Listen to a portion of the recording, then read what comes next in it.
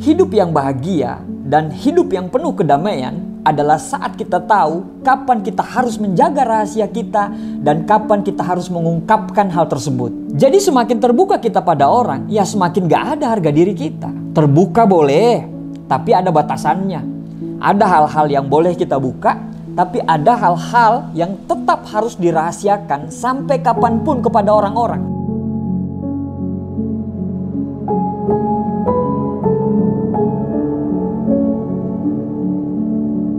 Kenapa ada teman yang tidak menghargai kita? Kenapa dalam pergaulan itu kita itu tidak pernah dianggap, tidak pernah dilibatkan, tidak pernah dipandang. Bahkan dalam geng kita itu, kitalah orang yang paling tidak pernah dianggap. Ya kita ada atau tidak ya nggak ngaruh. Sama seperti di kantor, kita dibecandain terus kayak anak kecil. Sekali dua kali sih nggak apa-apa. Tapi bercandanya itu sudah sampai keterlaluan. Sampai-sampai kita kalau ke kantor itu merasa tidak nyaman dengan perlakuan mereka. Ya jangan tanyakan pada mereka kenapa mereka seperti itu. Tapi tanyakan pada diri kita sendiri. Ya mungkin kita terlalu terbuka dengan mereka. Semua rahasia kita, semua kelemahan kita itu terpampang nyata di hadapan mereka dan semuanya tahu. Semua masalah kita itu orang-orang pada tahu semua. Jadi jangan salahkan pandangan mereka bahwa mereka itu menganggap kita itu lemah. Alexander Pope pernah berkata, hidup yang bahagia dan hidup yang penuh kedamaian adalah saat kita tahu kapan kita harus menjaga rahasia kita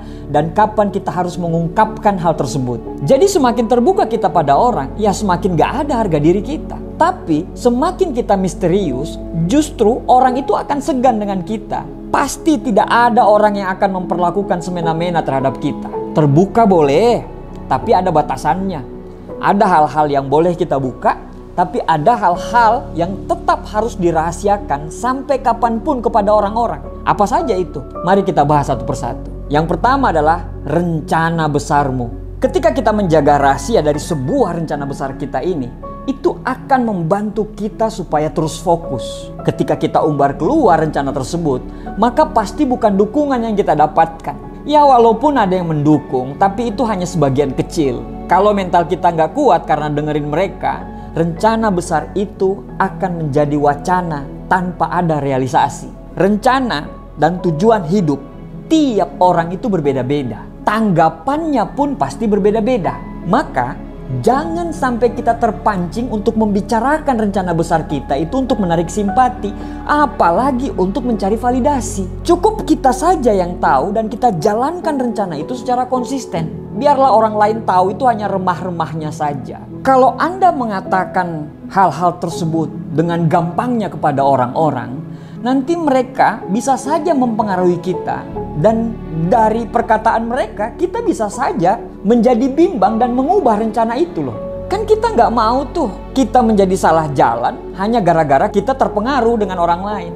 Padahal di awal kita cukup percaya diri dengan rencana tersebut. Tapi karena diomongin, akhirnya kita jadi bimbang. Ya diam seperti cupu, bergerak seperti suhu. Bekerja keraslah dalam keheningan dan biarkanlah kesuksesanmu yang akan menjadi kebisingan. Yang kedua, persoalan pribadimu. Curhat tentang masalah pribadi kepada orang lain ini memang membantu meringankan beban, saya akui. Tapi saran saya, itu bukan ide yang bagus. Kenapa? Karena orang itu akan jarang memberikan masukan yang baik untuk kita. Lagian curhatan kita suatu saat nanti itu bisa saja loh dipakai untuk melemahkan kita. Ketika kita mungkin sudah tidak berteman lagi dengan dia karena sebuah masalah. Ya teman sekarang kan belum tentu menjadi teman besok. Musuh sekarang kan belum tentu menjadi musuh besok. Tapi itu masih mending loh. Sekarang itu banyak sekali orang justru masalah keluarganya dijadiin konten di TikTok. Bukan orang yang bongkar aibnya, melainkan dia sendiri yang membongkar aibnya. Menjaga persoalan pribadi kita tetap rahasia, itu bisa membantu kita terhindar dari orang-orang yang mau merusak hidup kita. Saat kita curhat ke orang lain tentang masalah kita, ya ada kemungkinan ya informasi tersebut disalahgunakan. Dan mungkin ya digunakan untuk tujuan yang buruk. Jadi menjaga rahasia pribadi ini itu meminimalkan resiko terjadi penyalahgunaan informasi tadi. Tapi yang sering terjadi itu seperti ini. Kadang Mulut kita itu gatal untuk bercerita tentang masalah kita. Tapi setelah kita cerita, kita menyesal. Karena apa? Karena kita sama saja menceritakan aib diri kita sendiri. Jadi berusaha untuk tahan diri sebelum menyesal. Dan ketika kita mau cerita banget tentang masalah kita itu karena kita udah gak tahan, pilih orang-orang yang terpercaya sehingga kita merasa tetap aman dan rahasia kita tetap terlindungi. Good fighter never show their pain. Petarung yang hebat tidak memperlihatkan kelemahannya dan kesakitannya di depan orang lain. Yang ketiga, masalah keluarga dan hubunganmu dengan pasangan. Masalah keluarga ini biarlah jadi konsumsi keluarga sajalah.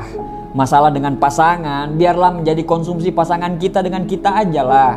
Yang paling mentok ya orang tua yang tahu. Jangan sampai keluar karena bahaya banget. Merahasiakan masalah keluarga dan hubungan kita ini itu dapat membantu kita menjaga privasi dan keseimbangan dalam hubungan. Terkadang ketika kita bicara masalah pribadi kita terhadap orang lain, kita tidak bisa memastikan loh informasi tersebut tidak akan menyebar kepada orang lain. Dan ini akan merusak kepercayaan dan keterbukaan terhadap hubungan kita. Nah, dengan kita menjaga masalah keluarga dan hubungan kita ini tetap rahasia dan pribadi saja, kita dapat membangun hubungan yang lebih sehat dan lebih kuat. Dalam beberapa kasus nih, masalah pribadi itu dapat mempengaruhi kehidupan kita di luar rumah. Dan juga dapat mempengaruhi pekerjaan kita atau hubungan kita dengan orang lain. Nah, dengan kita jaga nih masalah keluarga dan hubungan kita tetap menjadi pribadi dan konsumsi kita dapat memastikan bahwa kehidupan pribadi kita tidak terganggu dan kita dapat menjaga keseimbangan antara kehidupan pribadi